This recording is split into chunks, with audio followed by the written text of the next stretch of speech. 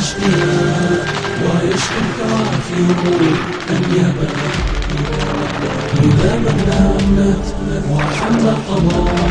the website of the National Security Advisor, there are 4 components of the counter-terrorism strategy. One of them is the military approach, known to citizens but appears unaccepted.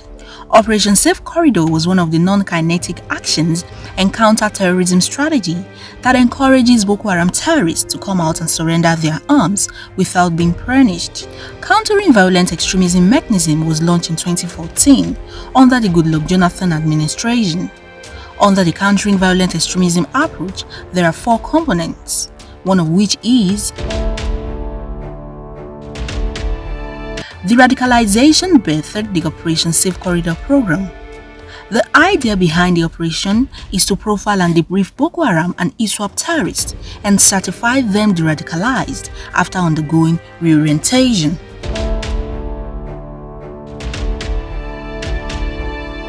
But the argument in some quarters has been, even when repentant terrorists are released and reintegrated, the society and the environment where they emerge from is still the same. Security experts believe that it is the environment that influenced them to be radicals, and that environment has not changed. So there is that possibility that the repentant terrorists can go back to their old ways. However, at the maiden briefing of the newly established Directorate of Defense Media Operations to coordinate, collate and disseminate information from the theaters of all armed forces of Nigeria-led operations, the coordinator of the Defense Media Operation, Major General John Enenche, disclosed that remarkable progress has been made in deradicalizing repentant terrorists. It is fruitful because if you get one, the point I'm making is like you have gotten somebody that will have influence of about 1,000 people. Now we have 606 of them in the camp that will be moved into the reintegration camp in Maiduguri in the next 4 months. So by the time you have been able to get these 600 reintegrated, or even about half of them, with those that we have reintegrated before, is a lot of effort. And that is why I can tell you confidently that there is a lot of confusion in their camp.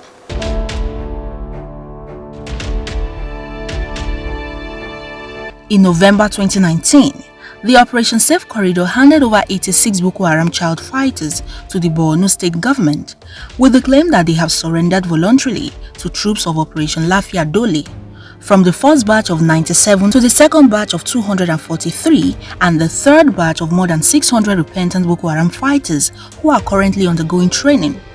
However, there are contrary views to the activities of the military. I am not comfortable that the military seems to be spearheading the activities of the Operation Safe Corridor. It should not be a military-led activity. It is those who conceived of it wanted a soft approach to counter-terrorism. Now that the military has taken over the whole issue, the whole essence is defeated. It's not that we hijacked it. You have the camp commandant, you have the coordinator, Major General Shafa, that they will liaise with. After they profile them in Maiduguri, they now separate them into the soft and then the high risk, the low risk and high risk. Separate them into 2. The low risk are the ones that will say, even if you release me today, I am going back.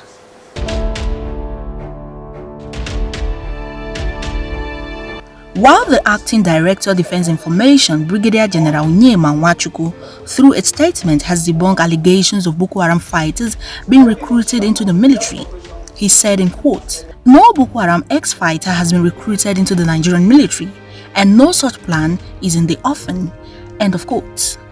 However, there were reports in 2016 that the Department of State Services hinted of plans by some members of the dreaded Boko Haram group to join the army.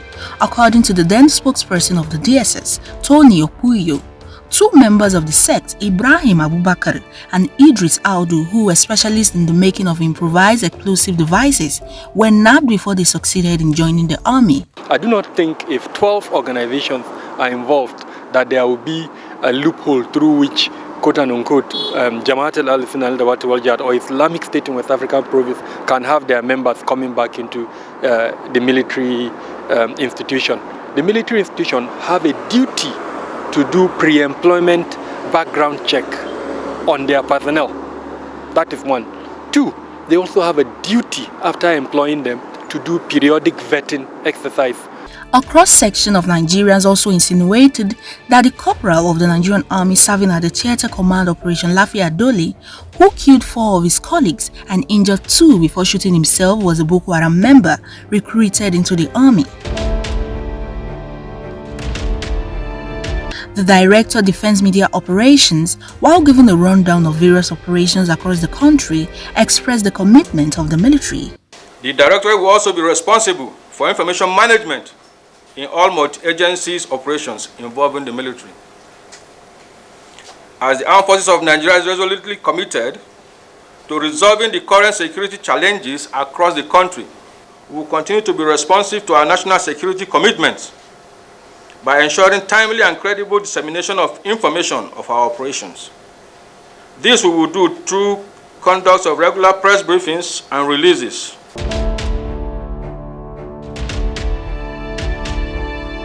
We do not have enough information to determine whether how it was conceptualized is how it's actually being carried out.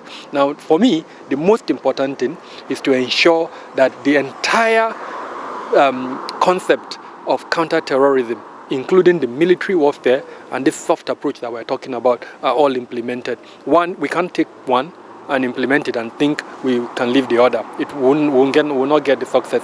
But on no account should de-radicalized elements be allowed to come into any of our security organizations. There are 8 security organizations in Nigeria that carry weapons. On no account should any of them employ de-radicalized elements. According to Major General John Enenche, one of the terrorists who carries the title, in quotes, General Officer Commanding, end of quotes, has a strong troops of lethally wicked people that use rocket-propelled grenade like the AK-47. Only 10 of them will mount attack that a conventional army of a company of about 120 will mark. You can imagine such wickedness. Only time will determine how successful the de-radicalization operation of these terrorists will be. Nigerians are anxiously waiting to see the final outcome.